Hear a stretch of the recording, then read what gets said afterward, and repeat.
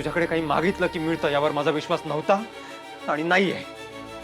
कारण लहान वयातच मला कळलं होतं की जे हवंय ते स्वतःच्या मेहनतीवर मिळवावं लागतं आणि म्हणून मी तुझ्या दारात कधीच आलो नव्हतो. तू माझ्या नशिबात जे काही दिलंस ते सगळं ऍक्सेप्ट केलं मी. सगळं सहन केलं कारण माझ्याकडे माझी भावंड होती, माझं कुटुंब होतं. मी कधीच तुझ्याकडे कुठल्या गोष्टीची मागणी केली नाही. पण माझ्या वागण्याची शिक्षा माझ्या भावाला द्यायची नाही ना. लहान आहे तू, मान्य तरी खूप मोठी चूक केली आहे, पण त्याची चूक पोटात घाल आणि प्लीज प्लीज बरं कर त्याला. हवं तर माझं आयुष्य दे त्याला, पण त्याला बरं कर. माझा भाऊ मला नेहमी म्हणत असतो, दादा तू माझ्यासाठी फादर फिगर आहेस.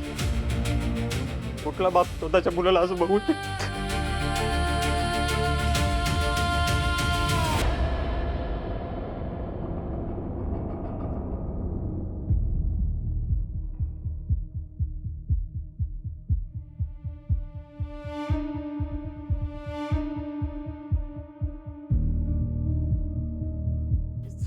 जे झालं ते खूप वाईट झालं.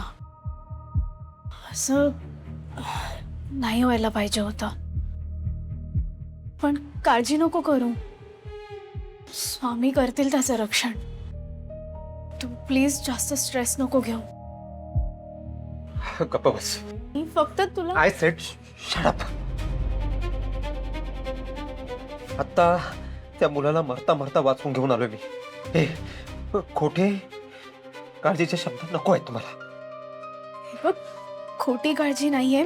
मी तुला काय काय तू काय हा? तुला अजिबात काळजी वाटत नाहीये कारण तू सुद्धा एक मुलगी आहेस. तुला माहितीये माझ्या भावाची ही अवस्था कशामुळे झाली, कोणामुळे झाली?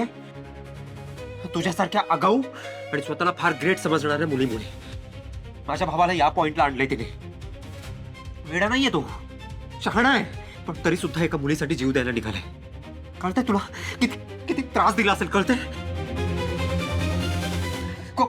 माझ्या भावाचं आयुष्य उद्ध्वस्त करायची, त्याचं संपवण्याची आयुष्य त्या मुलीची काय लायकी आहे? कोण लागून गेली ती? लाज नाही वाटत तुम्हाला हे सगळं करताना? एक मुलगा तुमच्यावर जीवापड प्रेम करतोय, तुमचा इगो बुस्ट होतो आणि मग त्याचं काही का होईना तुम्हाला काय करायचंय?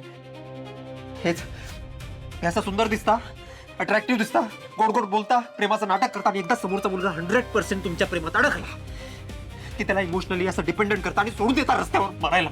त्याचा भाऊ, त्याची घरातले सगळ्या सोडून त्याला ती मुलगी महत्वाची वाटते. कसं करता तुम्ही हे सगळं?